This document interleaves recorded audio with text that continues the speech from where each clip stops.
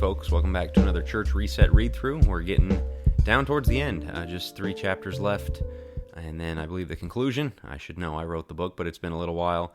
But yeah, getting through it pretty quickly. I need to get on to starting to plan out the next series, but I'm looking forward to that one when we get to it. I've told you before about McGarvey's treatise on the eldership. You can grab that on Amazon if you want to. Grab yourself a copy before we get to it here on the Church Reset podcast and the Focus Press YouTube channel.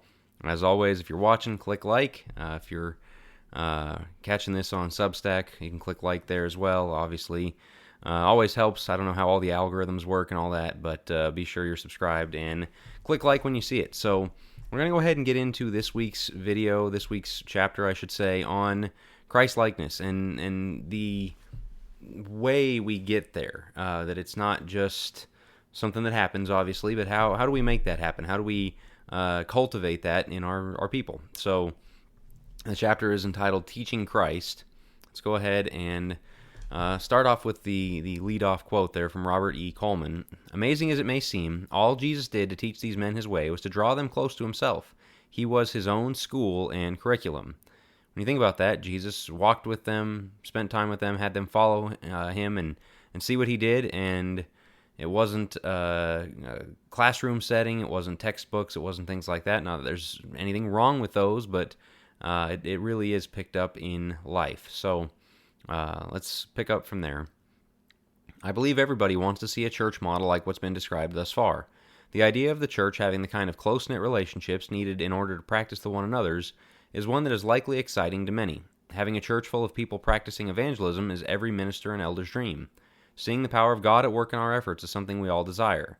The question that remains, and the question upon which this book's usefulness depends, is, how do we get there? Before we do anything, we have to come to the realization that a change is necessary. As the saying goes, if you always do what you've always done, you'll always get what you've always gotten. Similarly, there's the ever-popular line, the definition of insanity is doing the same thing over and over and expecting different results. And, as always, the Bible says it best. You reap what you sow. Galatians 6:7, paraphrased. Going back to the Bible means first dropping any baggage we have. If we neglect to do that, we'll end up right back at the same conclusions we held before. When you go back to the various passages we've examined on God's vision for the church, there is no concept of the business-like church we know. The biggest mistake we can make, and one we will be tempted to make, is try to shoehorn this kind of family-oriented, disciple-making centered structure into what we already do in our business-like churches. We have to drop the baggage. I've got some thoughts on that. I'll save it for later in the chapter when it gets a little more into it, of kind of this hybrid model of trying to be a disciple-making group inside of the current paradigm. So we'll get to more of that. Continuing. Why? Because trying to combine family with the business-like model we know simply won't work. It's like trying to install Mac software onto a Windows machine. The operating system isn't equipped to run what the software tries to do. The message doesn't fit the method. If we're going to help each other stop thinking of church as a building, an event, or an organization, we have to stop treating it as those things and start treating it like the family, body, and priesthood it was meant to be. If we want to remove the producer-consumer split and truly pursue a priesthood of all believers, we're going to have to retrace our steps all the way back to step 1 and restart there. What then is step 1? We'll pause right there just to give some thoughts on that. It's kind of the, all right, I want to be closer to Jesus, I want to be more like Christ, I want a more family-like church. How do I do that in 60 minutes a week? You're not going to get there. It's going to cost something. You can't shortcut it, you can't program it, you can't come up with just an easy way out to get there. And so that's something that I think has been tried. I think these terms, as we'll talk about, the disciple-making thing, boy, that's really popular. Everybody likes these ideas. How do we do it without asking more commitment from people, without getting more time from people, without those kinds of things? What are we doing here? What are we really looking for? So let's continue on, and we'll have plenty of opportunity to get to that idea some more. We practice the Great Commission. It was what the church was built to do, and it's my contention that a thorough, patient application of it results in churches made up of people imitating Jesus. God is smarter than we are. It only makes sense that when we pursue the mission He gave us, we get the results He expects from us. As Ephesians 4:11-16 teaches us, each one is to be equipped to grow to the point where they too are involved in the building up of the church. We aim to be people who love Jesus, want to be like Jesus, and desperately want to show everybody what He looks like. All of us. What we should aim to see is Christians doing the work of the one another's and evangelism organically, as a natural part of their lives, rather than as a scheduled event someone else put on for them. Of course, we all desire to see this. Every preacher I know wants those in his congregation to be like Christ. We preach sermons on the need for evangelism and teach classes on how to practice it. We teach on loving one another. We emphasize the importance of attendance and commitment to the church. We work hard to instill Bible knowledge in people. And those who are mature Christians long to see their fellow Christians practice Christianity alongside them. Still, by and large, there's a frustration that the results are so hit or miss. As one preacher friend put it, we huddle up on Sunday, call the play, and then go out on the field and stand still instead of running the play. Next Sunday comes, we huddle up again and start the cycle all over. And the question then gets a bit more specific. How do we practice the Great Commission? How do we set that cycle in motion? This is where the method and the message either reinforce one another or undermine each other. To continue doing what we've always done is to ensure that it doesn't get done. The solution to almost everything has been to get people in a room and have someone speak to them. Not only do we have sermons and classes, but we have gospel meetings, seminars, lectureships, workshops, and retreats. For years, it's been my default course of action too. We'll add another class for those who want to go in depth. We'll move the schedule around to try to teach those who aren't as committed. We'll have a speaker come in and address a certain topic to hopefully get people fired up. The onus is then on each listener to do with it what they will, but a 24/7 faith can't be taught in half an hour per week. An annual weekend seminar isn't going to bring anybody to maturity. One-size-fits-all lessons can't possibly fit everybody. Study the New Testament's teaching on what the church is supposed to be, and you'll quickly come to two conclusions. First, it's going to take much more than a Sunday and Wednesday gathering where most members are passive. And second, we're going to have to think outside the four walls of the building. Ultimately, we have to do what Jesus did. When we say things like that, I in speaking on it, I've seen people's eyes glaze over, like, how much do I got to do? How much do I have to be at the building? How many nights of the week do I have to surrender to make this happen? I mean, just all of those questions, and they're fair questions. But what all are you expecting me to do? It really isn't a every night of the week. I'll concede the Acts 2 thing day to day. We're probably not in each other's homes every single day in this culture, no matter what we do. It's just we're not built that way right now. It's way less we're going to schedule you out 6 nights a week, and more being open to the idea, having those opportunities, taking those opportunities to spend time or to just go along with somebody to do things together. It's a mindset that does create more time together, but you're not going to be scheduled and marked down for 15 hours a week or anything like that. When it starts happening organically, you just see this is not, some ridiculous, unfair commitment that you're being asked to make. And I think that's important that people get that. When we talk about giving more, it's not just, well, kiss your life away, kiss your life goodbye, because it's all going to be taken up in church work. It has to be part of our lives, which involves realigning our lives from this 21st century go mindset, yes, but we need to do that anyway, whether it's for church work, whether it's for our families, whether it's for our own peace of mind. Everybody needs a little bit of a break if you're really stuck in that rat race. And so this is not just for church matters, but in general, what kind of lives are we living, and is it possible to live Christ-like lives with that much on our plates? Let's continue. How did Jesus make disciples? For him, disciple-making was a lifestyle. He gave sermons and taught crowds, but among the crowds he was received with the same kind of fickle consumerism we see today, precisely the kind of thing we're aiming to avoid. He knew that the work that was going to last was that which was most personal. For that reason, he chose the 12, walking with them, teaching the truth about himself, answering their questions, setting an example for them, and expecting them to join him in the work. Even among those, he had an inner circle of 3 who became the most prominent members of the church's launch at the beginning of Acts. Jesus was the greatest preacher and teacher of all time, yet nowhere do we see him saying, "All right, that's your kingdom class for this week. Go act on what you heard, and I'll see you next Sabbath." If he did not expect deep, abiding change and equipping to come solely from a lesson given to the crowds, neither should we. You just, where on earth do you get in Jesus' ministry this idea of, all right, everybody sit down, I'll teach you for an hour, and that ought to suffice? It really, and of course he was equipping missionaries. He was equipping people that were going to be doing the full-time work, that were going to take on that Ephesians 4:11 role as apostles, prophets, teachers, evangelists, all of those things for sure. And there's more to that than there is for the average Christian. But even from that, the idea that somebody's personal life is going to be brought to where it needs to be with God just by sitting and listening once a week, you just don't see that. It doesn't work that way. Continuing. When we brought our daughter home after she was born, we didn't set her down and tell her the fridge and pantry were stocked with food and to help herself anytime she got hungry. We didn't set a plate on the table for her at meal times and hope she showed up to eat it. She wasn't physically mature enough. She needed milk, and she needed to be fed directly to her. Likewise, Christians don't just come to maturity unless someone is helping nourish them. We'll stop right there just briefly. The idea that, most Christians, that is kind of it, of like, all right, come on in, we've got some opportunities for you. If you're really hungry for it, you will grow. If you're not, you're just going to get this maintenance kind of nutrition that the church is giving you. And so telling them they're expected to learn more, offering them the opportunities, taking them under your wing, especially the elders and the ministers, but really any mature Christians, bringing them along so they have somebody they can ask questions, having somebody show them how to have a devotional life, things like that. That's how you feed a newborn Christian. Not, all right, the food's there if you need it. And so I just think about how this is so often done, and it might be a new Christians class for a short time or whatever the case may be, but that development from newborn to standing on their own in maturity, that's going to take a lot of that hands-on kind of work. So, of course, we'll talk about that some more as this chapter develops. Continuing, how do we do it? In practical terms, then, practicing the Great Commission means walking people through the process of maturing as a Christian.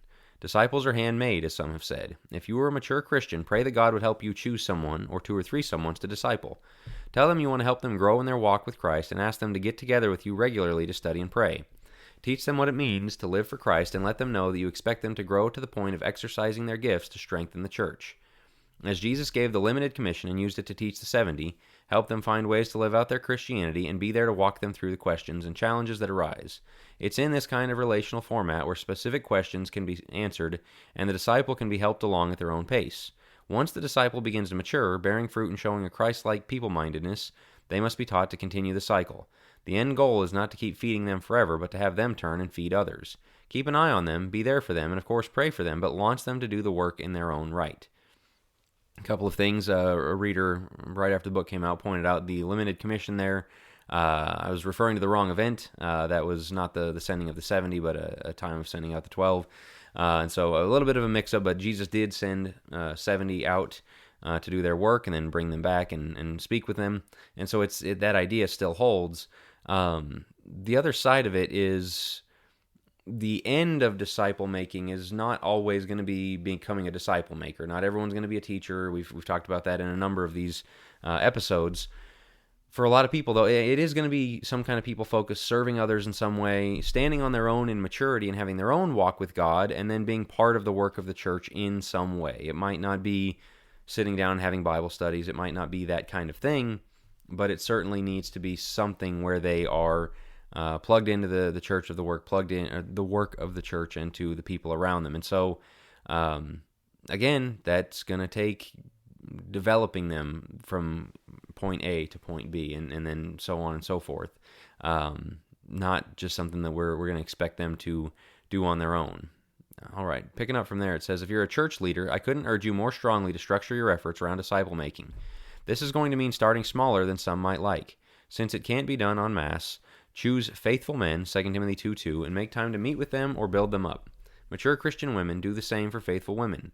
You can do it one-on-one or with 3 or 4 others. Don't make the group too big, though, or some will be hesitant to open up and participate.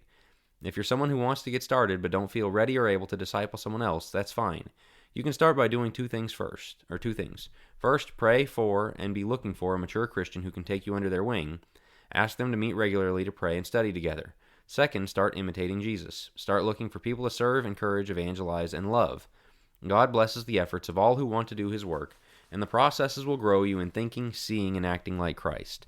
One kind of, not a change, but an addition, I guess a footnote I'd make to this is very formal in itself. It can be a little programmatic to say, all right, I'm going to find 2 or 3 people and get them together in a study and bring them along. In fact, we tried that at a congregation I was working with, and to a degree it worked and helped some of them along.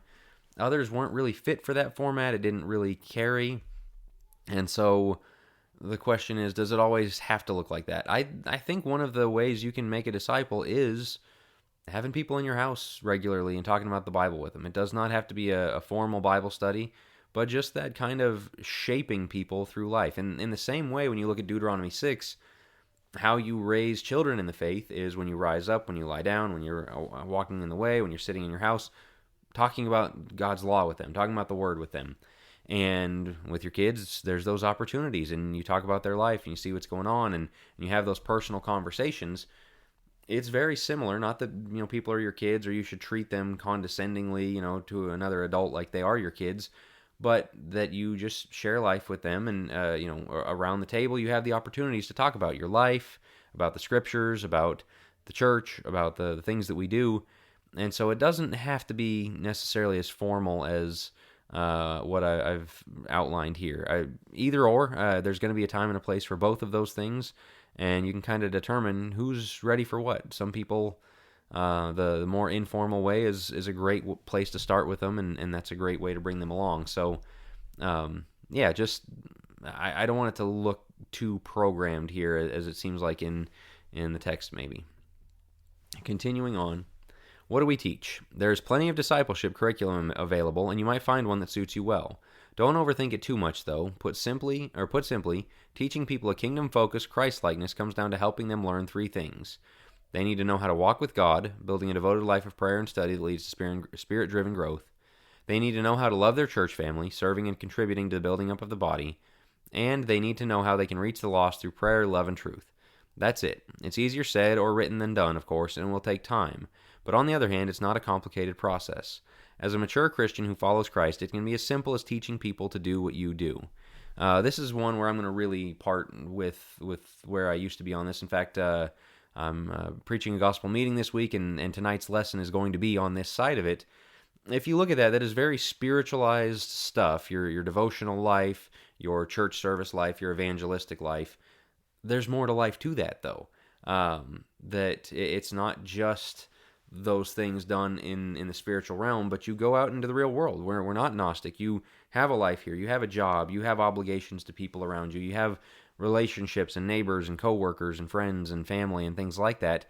And so the idea of making disciples who make disciples keeps it in that spiritual plane. But when Jesus says teaching them to observe all that I've commanded, it's going into the physical realm of their life, and it's teaching someone, here's how you can be like Christ in every facet of your life, as a husband and father, as a church member, as a citizen, as a worker, as a whatever it is that they are, that here's what Christ would do if he were in your situation. And so when we talk about everyone becoming like Christ and the church being little Christs, it's not we're making everybody into evangelists, although there's going to be a lot of people evangelizing, Lord willing, that gift that he gives, and then we can all invite people to come and see, and those kinds of... I'm not downplaying evangelism, but if you notice, this is, A, where I'm departing from my own thinking, but B, this is a way I've departed from all of the disciple-making literature, the culture, that there's kind of this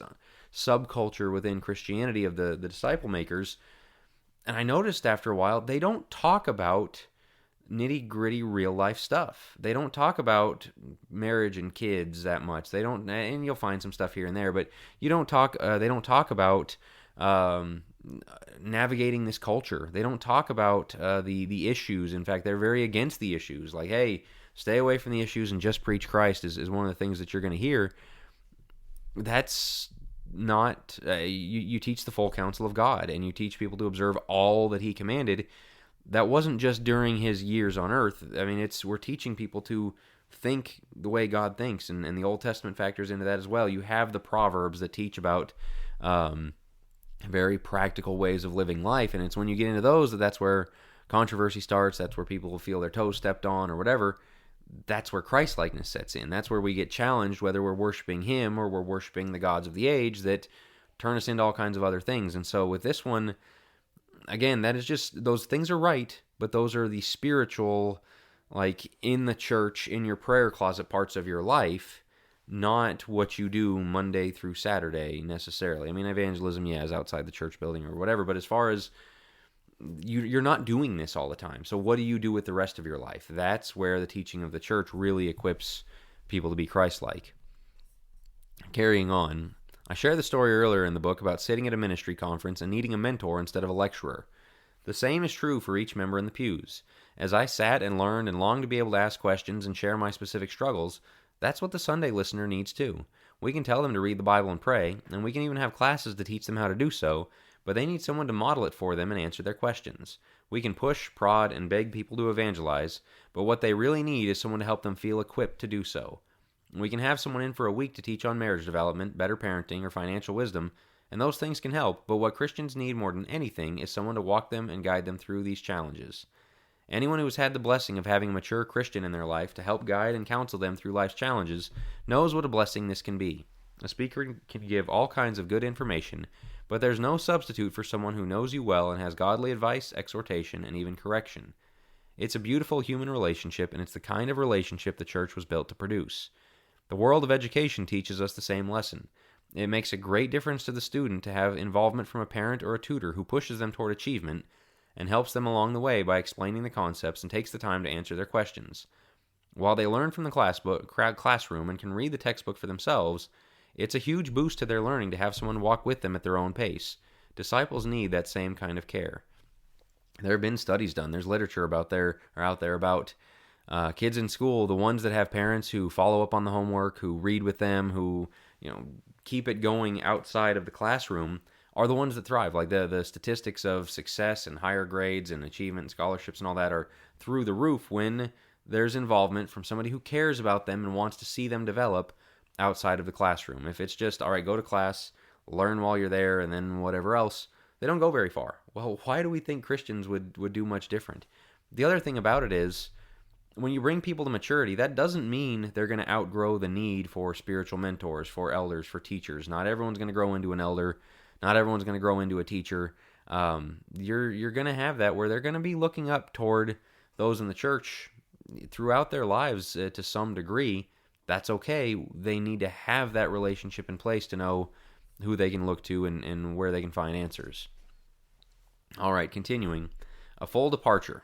How we go about equipping people will determine what people think it means to be a member of the church specifically and to be a Christian more generally. We're either teaching them that being a Christian means showing up and then going home to live out a private faith life, or that being a Christian means taking responsibility for emulating Christ as an interconnected part of God's family. If we're going to go back to the start and seek to reap different results, then we have to sow different seed. Though the ideas espoused in this book might be new to some readers, other readers have probably read similar thoughts in this growing discipleship movement. I'm happy to be just one of many calling for a return to a discipleship-driven, relationship-oriented churches. It's a great encouragement to me to see so many moving in that direction. Where I hope to add to the discussion is in this. I hope I've made the case for complete departure from the business model of disciple-making. Unfortunately, a sort of hybridization is already happening. As discipleship becomes the new buzzword, the rise of the discipleship program as one of many programs has begun. As we discussed, the end goal of disciple-making should be to unleash people to do the work of equipping, encouraging, serving, and loving, not return them right back to a scheduled, programmatic, checklist version of church. To go back to the restaurant analogy, it makes no sense to put the time in to teach people to cook, and then go back to just inviting them to keep coming to the restaurant. Obviously, we're still going to gather on Sundays, and I'm not advocating abolishing class times or special events. But what we put forth as church life must shift from scheduled, building-centered, event-based Christianity to life-based obedience to Christ. For the same reason, I advise great caution in depending on small group ministries. By this, I specifically mean the program in which the church is divided into smaller groups and assigned to various meeting places in place of Sunday night or Wednesday night gatherings. I've been asked the question as I've discussed this book with others and thought it to be a necessary inclusion in this section. It's a fairly popular practice, and this is the answer many have turned to in an effort to get beyond the limits of lecture-style events. Frankly, the small group method is exactly what it would look like if someone tried to shoehorn the biblical need for community and disciple-making into the business model. Though there are great benefits to scaled-down meetings, more personalized learning, better opportunities for relationship building, it can still easily fall into consumerism since it is an event put on by the church, organizationally speaking, rather than an organic action taken by the spiritually mature. And it can lead to checklist Christianity since it's a once-weekly event. Like the traditional Sunday and Wednesday events, people can complete it, check it off a list, and move on, having completed church for the week. In the work on the modern school system, longtime educator John Taylor Gatto argued strongly against timed class periods marked by the ringing of the bell. His contention was that the ringing of the bell taught children by implication that learning is to occur during those periods and should be brought to a halt, regardless of progress, when the bell rang. Similarly, if church is a scheduled thing with a set start and end, people learn by implication that such fulfills their commitment to church. Jesus' example, followed by the Acts church, was to do such activities as a part of life rather than as a scheduled event. If community and biblical discussion are a timed event on the church calendar, that unintended consequence becomes a factor.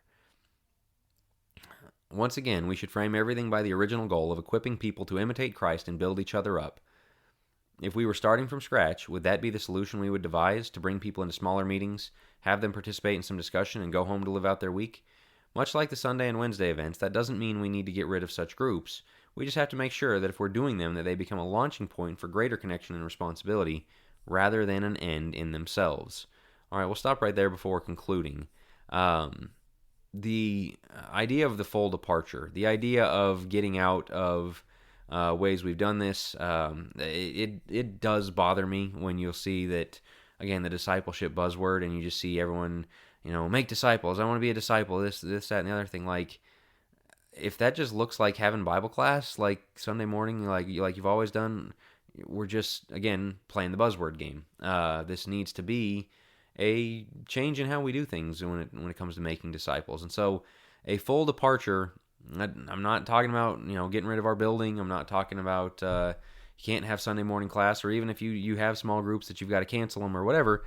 The main thing is, if you want to get there to this closer church, to making true disciples, things like that, it's going to have to be handmade, close relationships, things like that. And I think the greatest place to start, especially within the leadership of a congregation, because if the leadership doesn't do it, it's very hard for this to permeate the culture, is just hospitality, having each other in each other's homes and talking about the Bible together, sharing God's Word together, because hospitality's hard. And even when we do hospitality, the easiest thing to do is talk about, boy, we've been having crazy weather.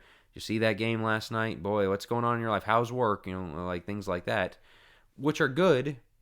It's fine to make small talk. It's good to know what's the latest in somebody's life, but gathering around the Word together, praying for each other, speaking spiritual things, following up with the sermon, whatever the case may be. And sometimes there can be, the church can provide prompts of like, hey, let's get together and talk about the sermon, or follow up on those kinds of things that you're already thinking about together, whatever the case may be.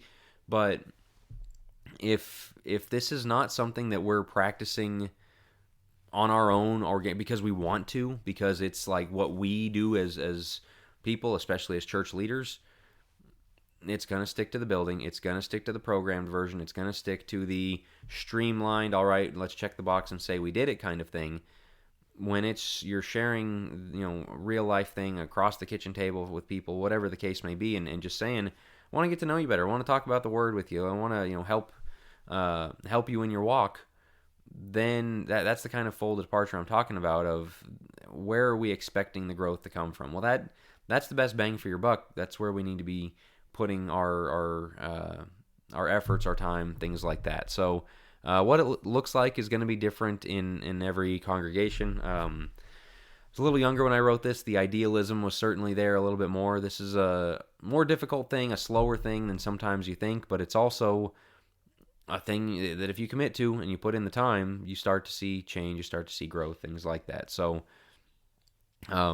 just work at it, keep working at it, adapt as you go along. I can't give you all the answers right up front because every situation is a little different, but you start to figure it out as you go, just as anything else in life, like riding a bike. All right, finishing up. We must keep the main goal. We can't measure success by numbers in the directory, attendance on Sunday, or even participation in our functions. Success is the steady development of the people in our family to maturity that leads them into full participation in the work of building up others, reaching the lost, and glorifying Christ. Everything we do must be evaluated with that goal in mind. So many of the things discussed here are not wrong. There's nothing unbiblical about lectureships, small groups, or any of these tools. We have to understand, though, that a trade-off will be made. If our church culture is building, event, and expert-oriented, that will set the tone for what the body thinks of as church life. Those things we do that are consumer-driven send a mixed message and hurt our ability to reach our goal. How we teach is just as important as what we teach. When I was a kid, we must have played a dozen variations of the classic game tag. One of my favorites, though, was the version where anyone tagged by the person who was it joined them in being it. The goal was to be the last person standing, which got harder and harder as more and more people got recruited into tagging others. This is the model Jesus left us. Go tag someone else with the Great Commission until they can help you tag others. 1 turns into 2, turns into 4, turns into 8. I hope you'll spend some time in thought, study, and prayer on this topic. Then I hope you'll act on it. Point people to Jesus and show them how to follow him, one disciple at a time. Questions for this chapter. How did Jesus teach his disciples? How did Paul teach Timothy? What would it look like for us to follow that method? Again, those are people that were kind of in that role of teacher, of elder, of apostle, whatever the case may be. And so not everyone's going to have the same looking thing, but I do think there is something to, if you really want somebody to get it, you do have to put an arm around them and walk with them. How does the concept of reaping what you sow apply to our methods for making disciples? Think on that one a little bit. I'll leave that one with you. What would you need to learn to start making disciples of Jesus? Again, as I've said, there's a little bit of a mindset shift there of not everyone's going to be a quote-unquote disciple maker. Not everyone's going to be a teacher, whatever the case may be, but it also doesn't have to be that formal of a thing. You know, I think one of the most beautiful versions of being a disciple maker is when the older couples at church take a younger couple under their wing and they're just there for them, for parenting advice, marriage advice, just, you know, having them over, being in their life in that way. You can be a disciple maker like that. It doesn't have to be sitting down and going through a Bible study program or something like that. So what would it look like for you? What do you need? I know it can be intimidating. Just care about people. Know the word so that you know that what you're sharing with them is accurate and true and what God would have them know. But yeah, just put that time in and you make a big difference there. So I want to thank everybody for tuning in. I've been pleasantly surprised to see the podcast download numbers. I thought we'd have about 5 people interested in listening to this. So I appreciate everyone who has tuned in. I enjoy doing them. I've gotten some really good feedback. And so I really appreciate that. As always, be sure you're subscribed to the Focus Press YouTube channel, the Church Reset podcast feed. I think I told you about the book or the Church Reset, as always, Amazon Focus Press. I'm real bad at doing the plugs and all that, but you know where to find us. Support us in our work, jackwilkie.com, for all of my latest. And so I'll sign off with that, and I'll talk to you guys next time.